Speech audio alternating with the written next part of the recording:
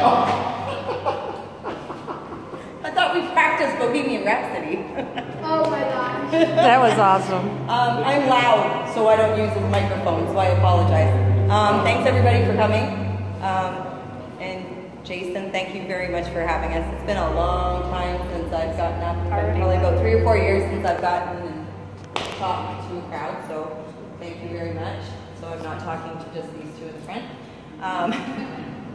So my name is Tina. I am a psychic medium. I've been working in the field for 6 years, and I am from Windsor, Ontario, Canada. And this is my partner in crime. Video person. Amateur video. She doesn't like to talk to people, but we're going to make her talk anyway, so it works. What? On the video vertical. Yeah, everybody wave. So, yeah, Margie and I met probably about a year and a half ago, almost 2 years ago, by fluke through social media. The team that I had been working with in Canada kind of dispersed, and I met the founder of Margie's team, DPX, and her and I went on a hunt together and we hit it off, and a year later we formed KO3. So, a little bit about the team. This is it. Like, it's me and Margie, and this is it. You know what I mean? We take a lot of people out with us that are new to the field, which is awesome because, you know, I think everybody should get to experience what we do. Everybody always talks about it, or you watch TV and it's, oh my God, you know, I've always wanted to do this, or hey, this happened to me. You just want to talk to somebody that gets it. So when it's just two hometown girls hanging out, it's easy to have those conversations, and you're not, you don't feel like you're getting judged at all. So we do a lot with new people. We do a lot with other teams from all over the States, which is awesome. I kind of wanted to talk a little bit about what it is to work with more than one psychic, because every team that I've worked for, I've always worked with a partner psychic. So, and you don't find a lot of people that do that, but I find the benefits to it are fantastic. Margie's had the opportunity to work with me and another psychic and on our team before. They're all nuts. A bit. We're just warm. We got to warm her up. She'll start chatting. Once she gets talking, we'll be here until 5 o'clock. So, no, it's great because Margie always was great for grounding. So she would basically walk around with both of us and kind of take the reins. She knew all the history. She knew, she's my science girl. She's my Waldo. So, I mean, I'm going to walk around a lot. I'll probably jump over here and here. I apologize. So if there's a dark corner somewhere that I'm scared to death to go in because I'm scared of the dark. That's where you'll find me. Yeah. With all of our equipment. And the best thing is we like to try and take the history and the science and prove that as psychics what we're seeing is actually legit. We send her in blind. She knows nothing about the location or any stories. You will need this. I will not. I am loud and flamboyant. Oh, look at Lou. It's lovely. Oh, whatever. No, we take Tina in blind. She knows nothing about the location or the history, and then we have her read, and when she's done reading, we let the host or the hostess confirm or deny. And usually she's spot on. Thank you. And, well, I don't think I've ever heard a no. Oh, there's been lots of no. I hear no way too often. No, I mean when you're reading the buildings and then they're confirming, they're usually jumping out of their skin, oh my God, can I tell you? And she's like, no, wait, let me finish. So. Yeah. So it's great because the way I describe it to people always ask when you're a psychic, how do you see things? How do you hear things? How do you portray the message? And I said the best thing I can describe psychics as is storytellers.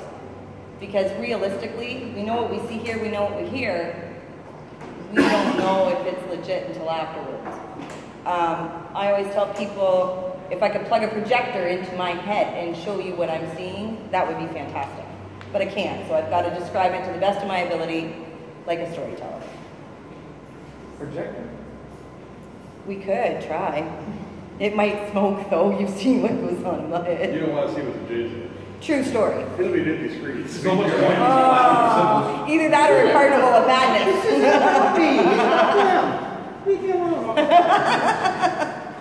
See, I'm going to heckle you before you can heckle me. I'm not going to have I'm here to learn. So anyway, I started in the field, like I said, about 6 years ago. I didn't read when I first started investigating. I wanted to investigate. That was it. So I walked everything down. I had a psychic by the name of Dave Schultz walked me through. We were doing the Southwest Regional Mental Hospital. It had been abandoned for about 5 years, and we went in on a 48-hour nonstop, round-the-clock investigation. When we first got there, we were walking through the building, and he paused for a minute, and I hadn't told anybody I worked with that I was a psychic, and he paused for a minute, and he looked at me, and he said, "You're going to tell me what you're getting." And I panicked. I was scared to death, because there's such a stigma with psychics, and the thing I always tell people when they're starting out is everyone is scared that they're going to be wrong. I said, well, nobody's perfect and nobody's always 100% right. So, what if you are wrong? It doesn't matter. It doesn't matter. You just say whatever comes to mind. It may not make sense to you. It might make sense to you. It might make sense to you. We don't know. You just basically got to go with your gut and say whatever's coming through. So I did that. And Dave said, just tell me exactly what you're getting. And we walked the building, and he confirmed everything for me. So at that point, I said, you know what, I'm going to try and do this a little bit more. I started working with another psychic on my team. Her name was Adrienne. We had to actually split into separate groups when we would read a building because it was too much. We were over-talking each other, and we were picking up on totally different things and confusing each other. So it was a real learning experience for me, because it can be difficult to work with someone else with abilities, because it's hard when you start downloading a story not to overtalk somebody else. So, I mean, everything's a learning experience, right? I always say that everything's either a lesson or a blessing, or both. Margie is definitely both. Oh, what? Come on, you're laughing because it's true. Yes. Is it hot in here? You just know. I'm like, I know I came to this for a reason. right? Now we're saving. Take out your dollars. Oh, I guess 20s.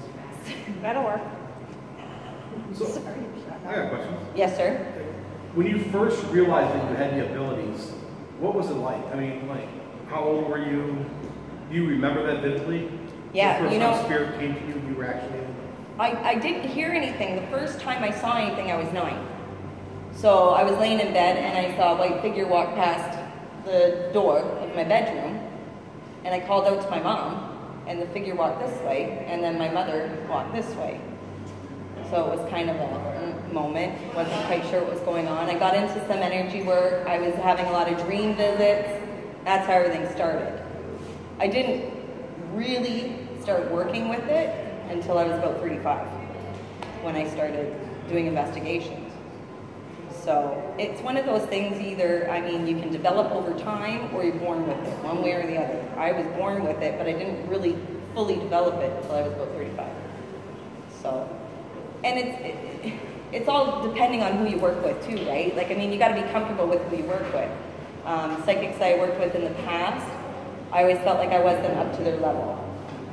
I always felt that I was kind of like this, for lack of a better term, they were the bulldog and I was the chihuahua, kind of bobbing around behind them. When I met Margie, it was seamless. There was no judgment. There was no ego. There was no, she supported me 100% and allowed me to grow even more so in the last year and a half than I did in the 4 or 5 years previous. We also work with a psychic. Her name was Brandy Miller. Fantastic. She was my partner, and when we went through, I would read one story, Brandy would take a step back, and then Brandy would read a story, and I would take a step back, and we kind of fed each other with energy. So what we were getting on location was phenomenal. The detail we were getting was phenomenal. And Margie, God bless her, always kept us grounded and kept us balanced. Yeah, I'm still trying to figure out what that means, so please don't ask. You deny yourself, but you're so good. No, honestly, and I can't do this without her. I'll be perfectly honest, I can't. So, anyway, that's kind of what we do. I like to talk about working with two psychics in the field or working with other people with gifts. Margie's very gifted. She's still not okay with vocalizing that, but she is very gifted. And you can't hide in the back forever because these guys will ask you questions, so that's okay. You hide back there. Here, yes. Question. I meant for her. That's very good. About grounding. What do you do to ground? Tell me, I don't know. You guys are the ones telling me I'm a natural grounder. I don't know what I do. OSBH. Classic Oh, I example. attempted a meditation. So we went down to Old South Pittsburgh Hospital in February. And Brandy was taken by one of the event coordinators, and I was taken by one of the event coordinators, and we both went our own separate ways to do readings. This one grabbed us each separately afterward, brought us out, made sure we put our feet in the earth, make sure we took ourselves down a notch, made sure we were well hydrated, make sure we were well fed. And the reason she could do that is because she's such a gifted empath that she could literally feel my energy no matter where I was at in that hospital. And it's funny because as investigators, we want to use science to prove, or how do I put it? I don't want to say prove, but realistically, that's what we're trying to do. We're trying to just figure out anything we can to scientifically explain what's out there in the unknown. We don't know. As psychics, we're more or less a tool. This is what I'm seeing. Let's see what we can do to prove it, right? But if you're working with other people with other gifts, such as Margie being an empath, you work as a team.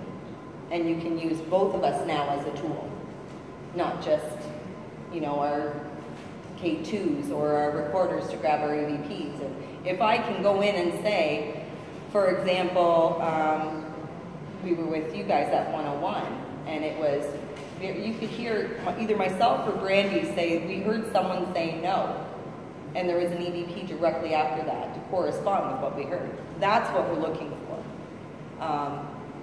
It's such a touchy subject with psychics because some people believe psychics and will base an entire investigation on what they say. Other people are complete skeptics. They don't want to work with psychics at all. I think if you can find that balance in between and use your psychics, mediums, empath, if you can use them as a tool along with everything else you use, I feel like you're going to get better results.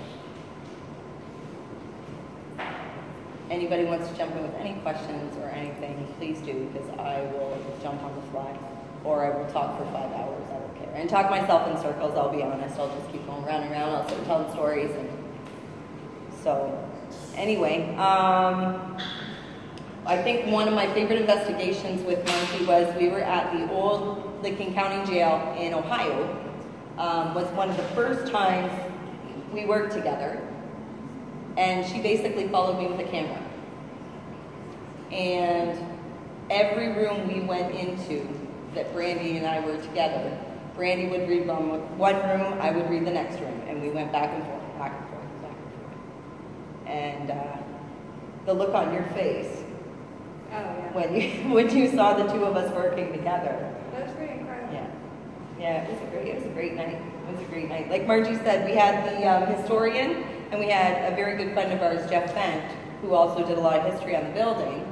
And they were both standing. I remember I was reading a story in a cell, and Margie was filming, and they were both standing at the door to the cell, and just like like Marjorie said, just on edge. Can I tell you now? Can I tell you now? And I said, no, wait, I'm not done yet. I'm not done yet. And just so excited. That's the kind of stuff I love. I love to get confirmation that I'm not crazy and that this is actually real. The best part of that night was when all of a sudden she was getting a feeling like stabbing in the chest area. And Terry says, no way. And she was, yeah, I'm getting pain right here under the ribs. And she goes, okay, we just found out that this guy that Tina was reading about, and nobody else knew this, it wasn't documented in the history book yet, that he had gotten shanked before he was lynched. Nobody had written that down. Yeah. Until like a week before, I mean, it wasn't even in the book yet. She hadn't put it in the history book. Yeah, they found it a week before in like You should a have seen the newspaper. looks on their faces when she came out with that. They're like, oh my God, and they're like busting out of their seams. And then this one, I'm regurgitating everything with a lot of detail, which is, it was awesome for me because when I worked with Brandy, it was like I had all that, we fed off of each other. And the detail I was coming out with was unbelievable. And they said, do you have a name? And I said, Carl. This one looks at me and says, do you have a last name? I said, are you kidding me? Cut me some slack. At least I've got that. Like, I thought I was doing pretty good. But, She doesn't let me experiment with her too much. I'm working on that. yeah, because you want to shove me in a dark room. I don't like the dark and I don't like spiders. I am okay with dead people. Don't like spiders. Yeah, she, honestly, I would not be where I am today if it weren't for Margie. I really wouldn't. So, and she doesn't take near enough credit, that's for sure. But, I don't know, how many people here do investigations? I'm assuming you ladies do because you have lovely pink shirts that all match. That's great. Do you have any mediums on your team? We don't. No. This is the team. Oh, you're like us. Yay. We all have our special gift, but no mediums. No. And how do you feel about working together? Do you guys find that you're stronger when you work together? Very much so. Yes. So you guys get it. Yep. Yeah, it's hard to do it without each other. And it's hard to explain to other people, like, that you're so much stronger as a team. And I don't know if it's just because we're women and we can feel that with each other, because I haven't gotten the chance to work with a male psychic since Dave. And that was years ago, and I was scared to death when he wanted me to read. Scared to death. Because I was afraid of being wrong. Now I just don't care. I just say it. If I'm wrong, I'm wrong, whatever. Like, I mean, we're not perfect. Nobody knows all the answers. So, anyway, it's nice to hear that, though, that you guys have that same bond. That's awesome. Don't ever lose that, because it's huge. Yes, ma'am? You encountered the spirit that machine. Yes. How do you resolve the feedback? You go in, you feel it, you communicate with them. How do you resolve it so that they don't have to separate? Depends. There's some places where spirit wants to pass. And if I can do anything to kind of talk to them so they can become to a level where they can, great. I've been on location where I've been asked by people, don't do anything to disrupt the natural order. And I never would. I would never, ever try and talk somebody into crossing or try and talk somebody into leaving. Like, this is, you gotta, like, for example, I walked into this building today and I went, oh my God, I couldn't even breathe. Like, this building's amazing. It was awesome. And yeah, we pulled into town and I went, oh my God, I've got goosebumps. Like, this building is amazing. I cannot wait to investigate later, I'm gonna be honest. It's fantastic. And I lost my train of thought. What was I saying? See, round and round we go. How do you resolve so that they don't have to separate? Like, to me, this is their home. We're coming into their home. So if they didn't want to be